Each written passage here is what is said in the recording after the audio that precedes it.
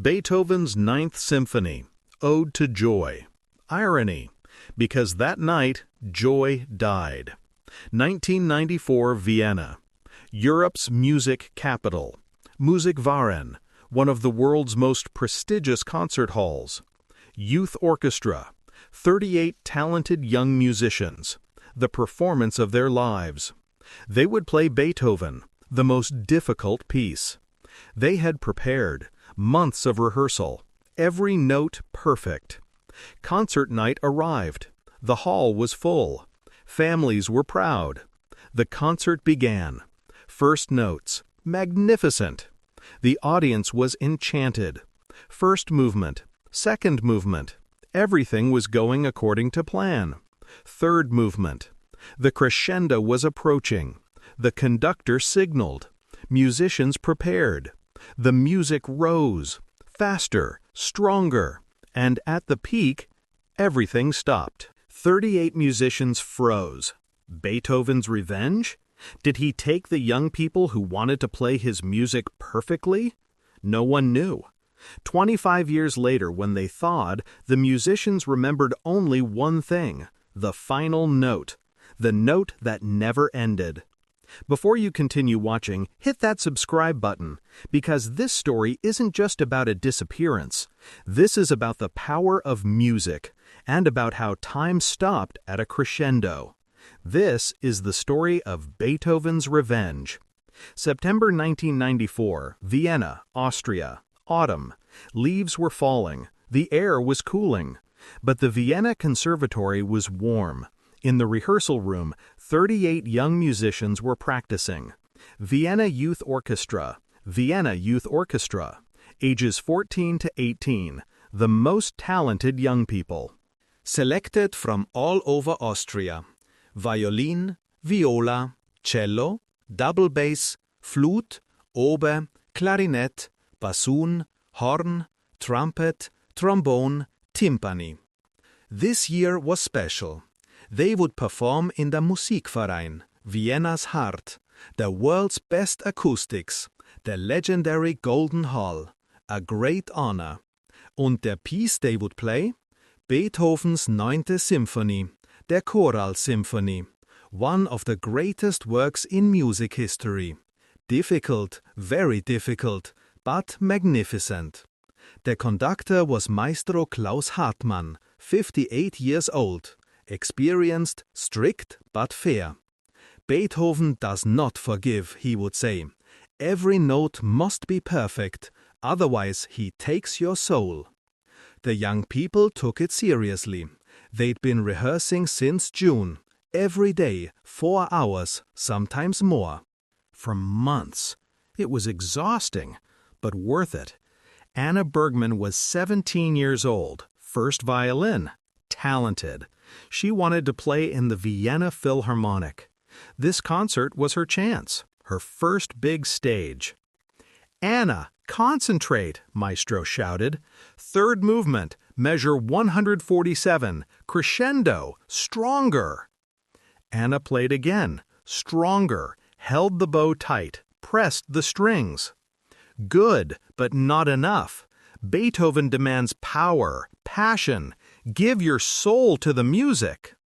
Sitting next to her was Lucas Fischer, 16 years old, second violin, handsome, talented. He loved Anna, but couldn't say it.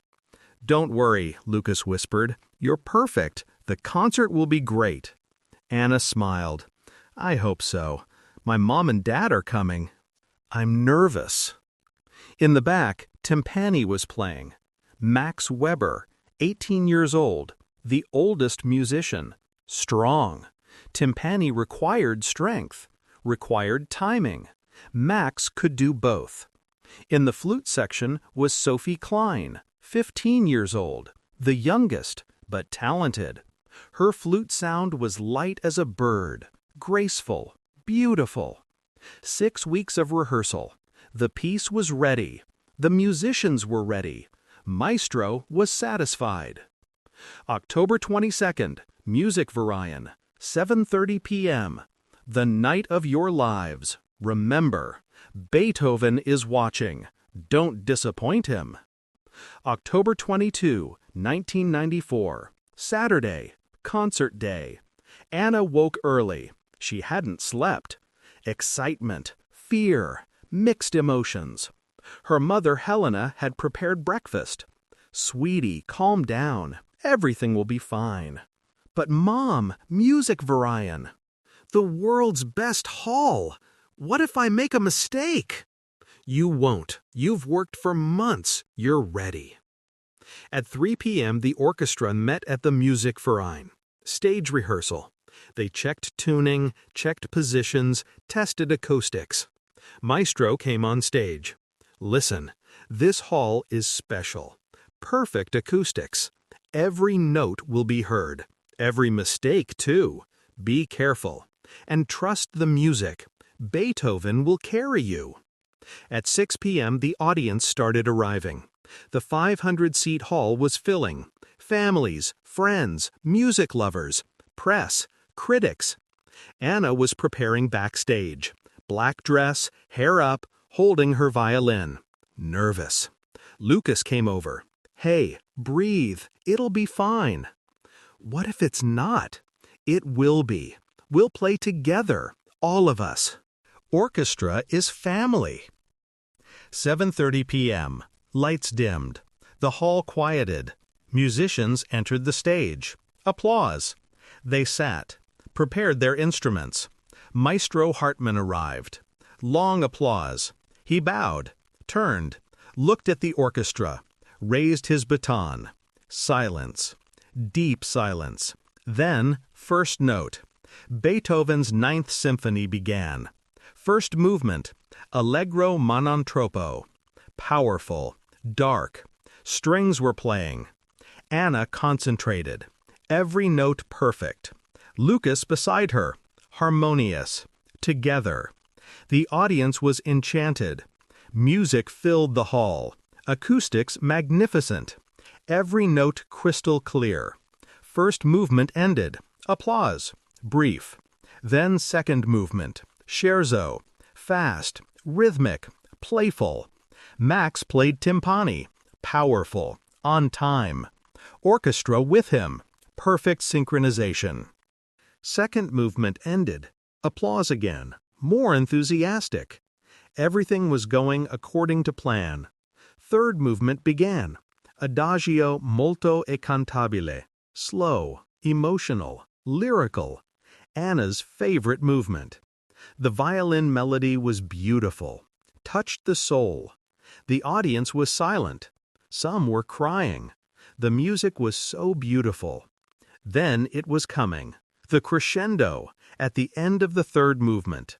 The music slowly rising, stronger, higher, to the peak. Maestro signaled, musicians ready. Everyone concentrated. The music rose. Strings playing, woodwinds joined, brass joined.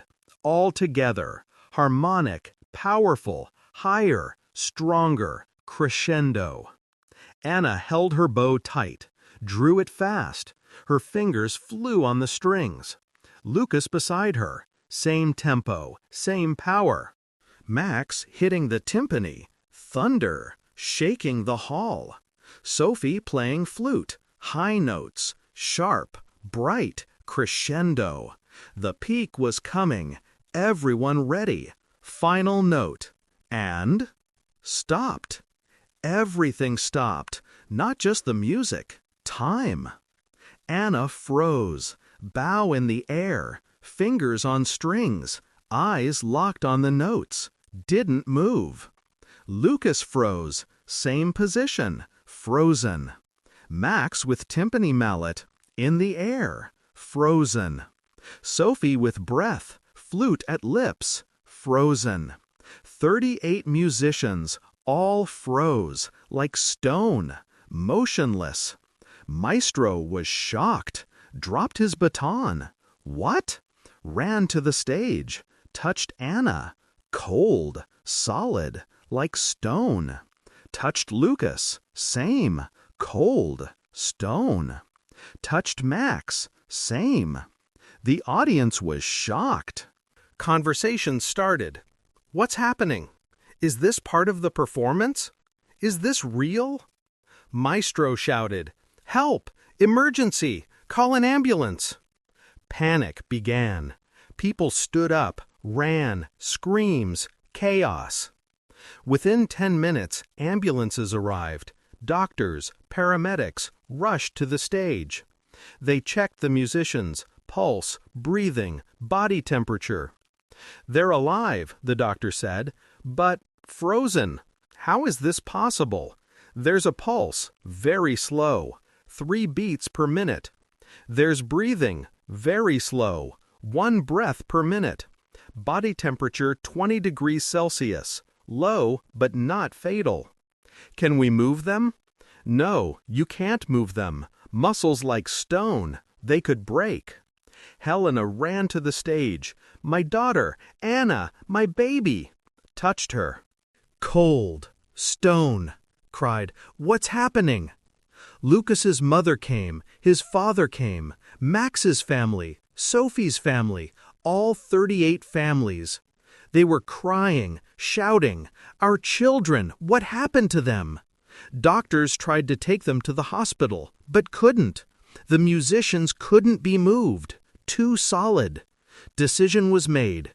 We'll leave them there, on stage, under control, medical supervision. Maybe they'll thaw. But they didn't thaw. 1 day passed, same. 1 week, same. 1 month, same. Scientists came, examined. Temporal anomaly, they said. Time stopped for them. But how? We don't know. "The crescendo," said a physicist. "Sound waves, very powerful, very high, maybe created resonance, temporal resonance." Stopped time. But there was no proof, just theory. Musikverein was closed. The Golden Hall was sealed. 38 musicians inside, frozen, waiting. Families came every day, to sit, to wait, to talk to their children. No answer came. But they talked. Helena came every day, sat by Anna. "Baby, I'm here. I'm waiting for you. Come back." 1995 passed, 1996, 1997. No change. By 2000, 6 years had passed. Helena was 49 years old. She'd aged, but still waiting. "Doctors have lost hope," a friend said. "Maybe you should accept it." "No. Anna is alive. I feel it. One day she'll thaw." In 2005, 11 years had passed. Some families gave up, stopped coming. But Helena came, every day. In 2010, 16 years had passed. Helena was 60 years old. She'd retired, devoted all her time to Anna. In 2015, 21 years had passed. Helena was 65 years old. Her health was deteriorating, but she still came. One day, Lucas's mother Ingrid sat beside her. "Helena, 21 years. You're still waiting." "Yes, so are you." "Yes, but I'm tired. I'm old. I want to see Lucas, but he won't change." "We don't know. Maybe one day." March 2019, 25 years had passed. Helena was 69 years old. Walking was difficult. She used a cane. Musikverein made a renovation decision. The building is old, needs renewal, but what about the 38 musicians? They'll stay there. We'll be careful. May 2019, restoration began. Workers came, renovated the Golden Hall, carefully, without touching the musicians. But something changed. Air, humidity, temperature, vibrations, construction sounds. And one day, Max's finger moved. Slightly, very slightly. But it moved. A worker saw. "Hey, he moved!" A doctor was called, checked. Pulse accelerating, 10 per minute, faster. Breathing accelerating, body temperature rising, 25 degrees, 27, 30. Within an hour, Max started to thaw. Fingers moved, arms relaxed, eyes blinked. Then Sophie, then Anna, then Lucas. One by one, 38 musicians. They were thawing, slowly, after 25 years. Helena got a call. Anna is moving. Come now. Helena ran, drove her car to Musikverein, ran inside to the Golden Hall, and saw Anna, eyes open, moving, lowered her bow, set down her violin, looked around. "Mom," she whispered. Helena cried, ran, hugged Anna. "My baby, my baby." Anna was confused. "Mom, why are you crying? Is the concert over?" Helena pulled back, looked at Anna, 17 years old, unchanged, but Helena was 69. She'd aged. "Mom, why are you old?" Helena smiled through tears. "Because, sweetie, 25 years have passed." Anna froze. "What? No, just now we were playing the crescendo. Then, here? How is it 25 years? They were taken to the hospital. 38 musicians, all alive, all at their ages from 25 years ago. Doctors couldn't believe it. 25 years have passed, but their body ages haven't changed. They reunited with families, but it was difficult. Some parents had died. Some had aged significantly. Max's father had died in 2010, heart attack. His mother was alive, 72 years old. "My son," she cried, "are you still 18? Sophie's father didn't recognize her. Alzheimer's. Her mother was crying, "My daughter, my little daughter, still 15. When Lucas saw Helena's age, he was shocked. "Mrs. Bergmann, you're so old." 25 years have passed, Lucas, but you haven't changed. "Where's Anna?" "Here, she thawed too." Lucas saw Anna, ran, hugged her. "Anna, I was scared. What happened to us?" "I don't know, but I want to finish it. Beethoven, I still want to finish playing." Adaptation was difficult. From 1994 to 2019, everything had changed. Technology, music, the world. But their love of music hadn't changed. January 2020, 6 months later, they decided, we'll finish the concert. Beethoven 9, fourth movement, finale. Musikverein gave permission. Special concert. Only families. Only friends. 38 musicians took the stage. After 25 years. Same hall, same piece. But this time, different. More careful. Slower. When the crescendo came, they played softly. Safe. Fourth movement. Ode to Joy. Choir joined. They sang. Freude, schöne Götterfunken. Joy, beautiful divine spark. The concert ended. Applause. Tears. They'd waited 25 years. Finally, it was finished. Helena bestanding, applauding, crying. "Bravo, baby! Bravo!" In 2022, Helena died, 72 years old. Peacefully, happy. Anna was by her side. Her last words, "Never stop the music. Beethoven loves you." Anna still plays. In the Vienna Philharmonic. Her dream came true, but 25 years late. Lucas plays too. Same orchestra, still beside Anna. Finally he found courage. "I love you," he said. "I waited 25 years. Now I'm saying it." Anna smiled. "I love you too." But still no one knows. How did the crescendo stop time? Sound waves? Beethoven's power? Or something else? At Musikverein, the legend is still told. The night in 1994 when music stopped. The night 38 musicians froze. and the night they returned 25 years later. Beethoven's revenge or his gift? No one knows. But the music continues, always.